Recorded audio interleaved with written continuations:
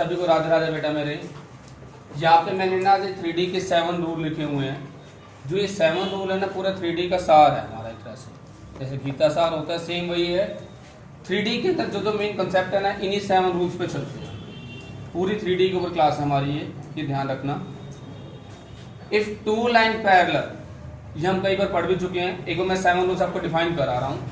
If two line parallel then D R equal और proportionate. अगर 2 line parallel होंगी तो मेरे क्या होंगे, डी आर इक्वल और प्रोपोर्शनेट होंगे, यानी a1/a2, b1/b2, c1/c2। अगर आपको कार्टेशियन फॉर्म दे रखी है तो आप ये लेके चलोगे, वेक्टर फॉर्म दे रखी है तो ये कंडीशन है कि डी आर इक्वल। लैम्डा ये लिखा हुआ है, कुछ ना कुछ कॉमन आता है बेटा, ठीक है। If 2 line perpendicular sum of the product of the D R equal to 0, a1a2 plus b1b2 plus c1c2। और कार्टेशियन दे रखी है तो हम ये लेके चलते हैं, वेक्टर दे रखी होगी तो ये b1 b2 हमारे डी आर होते हैं, a प्लस लैम्डा b, हम ये बोलते हैं ना बेटा। इफ 2 प्लेन पैरेलल, अगर 2 प्लेन पैरेलल होंगे तो हमारे उनके नॉर्मल्स इक्वल होंगे, इक्वल या प्रोपोर्शनेट, बात सेम सकती है। If 2 plane perpendicular product of the normals equal to the 0, यानी n1 डॉट n2 0 होगा, n1 मेरे नॉर्मल्स होते हैं। If line and plane parallel, अगर मेरे लाइन और प्लेन पैरेलल होंगे तो n dot B 0। n stand करेगा नॉर्मल्स के लिए, normals of plane, b stand करेगा डी आर ऑफ लाइन। अब नोट करते हो ये लिखना आप। If line and plane perpendicular n equal में b, n स्टैंड करता है normals of plane, b stand करता है D R of line. If any plane contain the line, और कोई प्लेन कंटेन करता है लाइन को तो हम कहते हैं passing point same and N dot B 0। Passing point same, N dot B 0। Angle between 2 planes, मुझे 2 प्लेन्स के बीच में एंगल निकालना है बेटा मेरे। मुझे जब वेक्टर फॉर्म दे रखी हो, जब कार्टेशियन फॉर्म दे रखी हो, vector form r dot n1 q1, r dot n2 q2, तो cos theta n1 dot n2 upon में n1 का मैग्नीट्यूड n2 का मैग्नीट्यूड। और कार्टेशियन फॉर्म दे रखी होगी तो ये आपके 2 प्लेन की इक्वेशन दे रखी है Cartesian, a1x plus b1y plus c1z plus d, ऐसे आपको 2 दे रखी है। cos थीटा का formula a1a2 plus b1b2 plus c1c2 root के अंदर, ठीक है। ये आपने पहले भी आपने रीड कर रखी है, उसमें लाइंस आती थी, डी आर की बात करते थे, यहाँ पे नॉर्मल चलती है, ठीक है। अभी मैं आपको एक चीज और समझा रहा हूँ बेटा मेरे। मान लो आपको एक ऐसे दे रखा है 3i plus 2j plus k equal में 5। ये वेक्टर फॉर्म है। कौन सी फॉर्म है बेटा मेरे? मुझे कार्टेशियन में चेंज करना है। किसमें चेंज करना है? कार्टेशियन। तो हम r को मान लेंगे xi yj zk, 3i plus 2j plus k equal में 5। डॉट प्रोडक्ट ले लो, कितना हो जाएगा? 3x plus 2y plus z equal में 5। 3x plus 2y plus z minus 5। ये मेरी कार्टेशियन फॉर्म है। या मुझे कभी कार्टेशियन फॉर्म ऐसे दे रखी हो,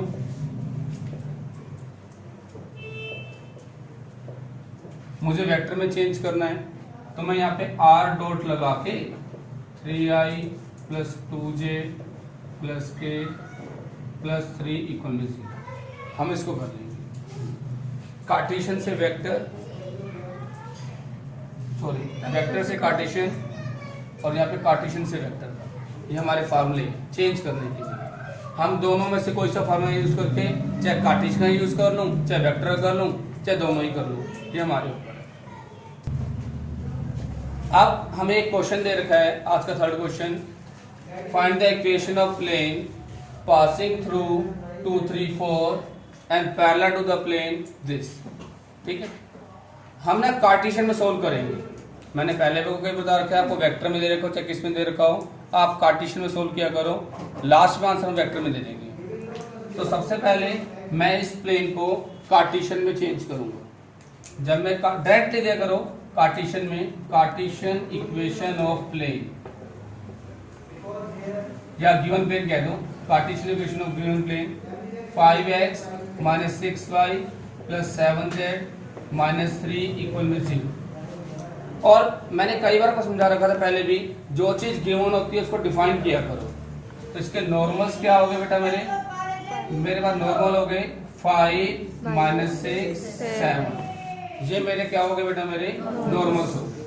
ठीक है जी। अब मुझे एक प्लेन की इक्वेशन निकालनी है, तो इक्वेशन ऑफ प्लेन हम कैसे निकालते थे, a x minus x1 b y minus y1 c z minus z1 equal to 0।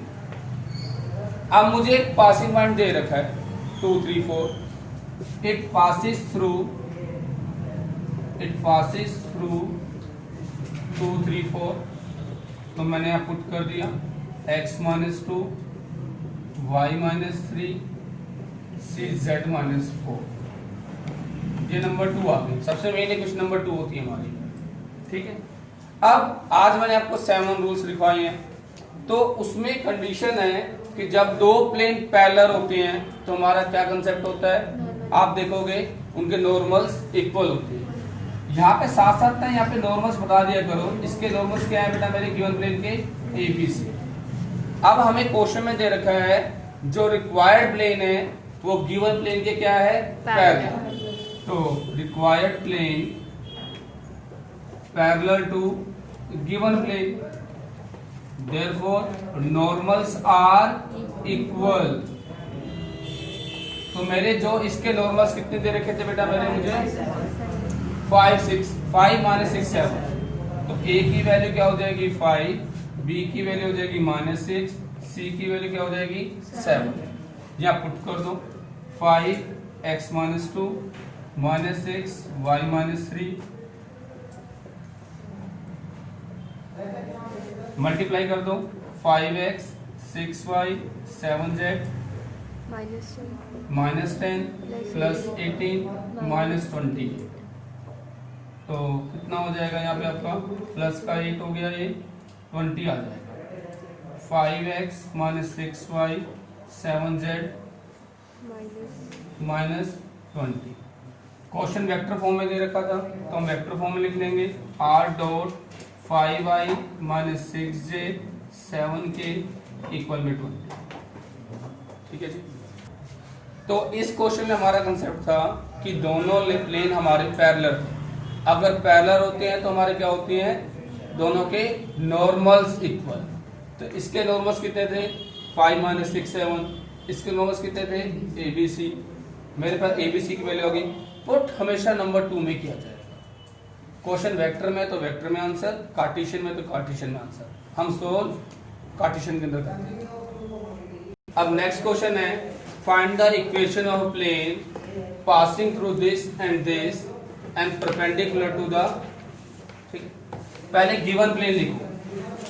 आपको गिवन प्लेन दे रखा है आपको x minus 2y plus 4z equal में 10, तो इसके नॉर्मल्स बता दो। आपको नॉर्मल्स यानी n दे रखा है 1 माइनस 2 4, ये मुझे नॉर्मल्स आप लिख दिया करो। अब रिक्वायर्ड इक्वेशन ऑफ प्लेन, जो मुझे प्लेन निकालना है वो मेरा प्लेन दे रखा है मुझे a x minus x1 b y minus y1 c z minus z1 equal में 0, ये नंबर 1 होता है।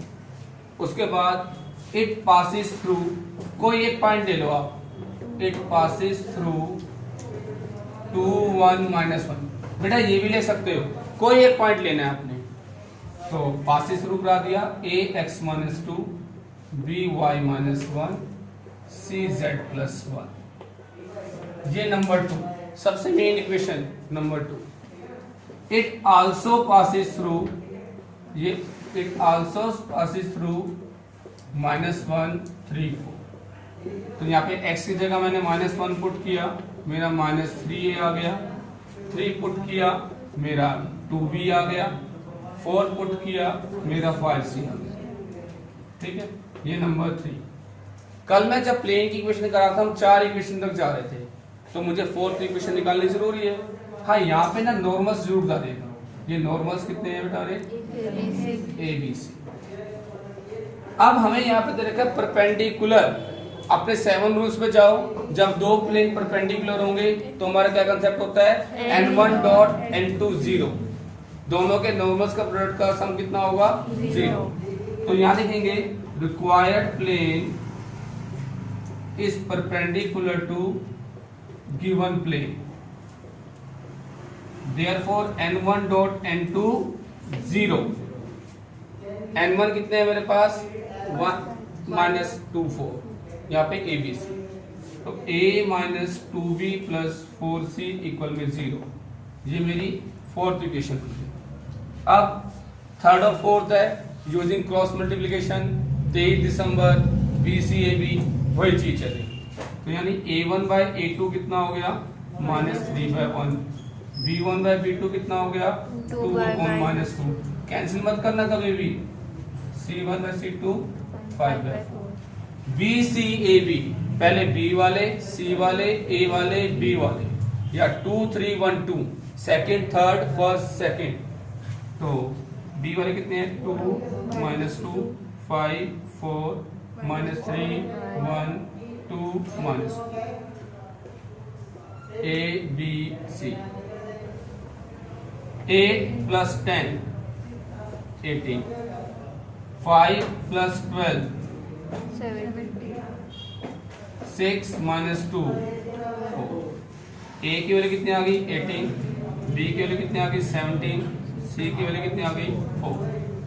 कहाँ पुट करेंगे, नंबर 2 में। नंबर 2 है 18 x minus 2, 17 y minus 1, 4 z plus 1।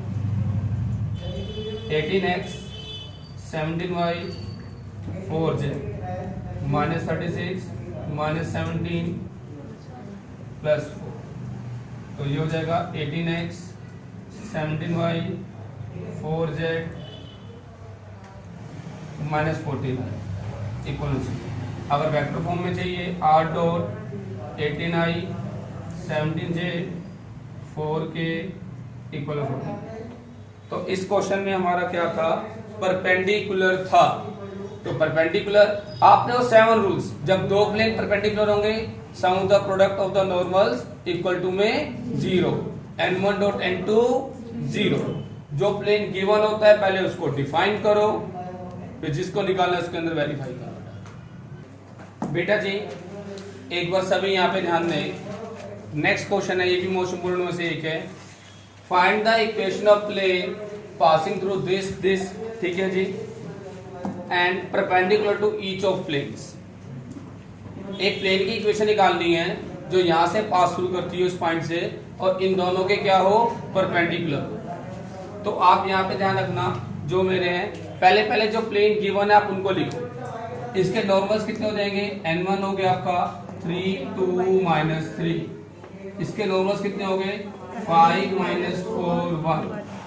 अब required equation of plane, required equation of plane, तो आपका हो जाएगा a x minus x1, b y minus y1, c z minus z1 equal में 0। और इसके नॉर्मल्स यानी इसको n3 कह दो, a b c, ठीक है जी। ये मेरे नंबर 1 हो गए। तो यहाँ पे इट पासिस थ्रू, कहाँ से पासिस थ्रू करती है बेटा मेरे, ये आपकी -1 -1 2 से। कहाँ से पास थ्रू करती है, -1 -1 2 से। तो a x plus 1, b y plus 1, c z minus 2 equal में 0, ठीक है जी। ये नंबर 2 आ गया। फिर हमें पता है परपेंडिकुलर है भाई, परपेंडिकुलर। तो रिक्वायर्ड इक्वेशन ऑफ प्लेन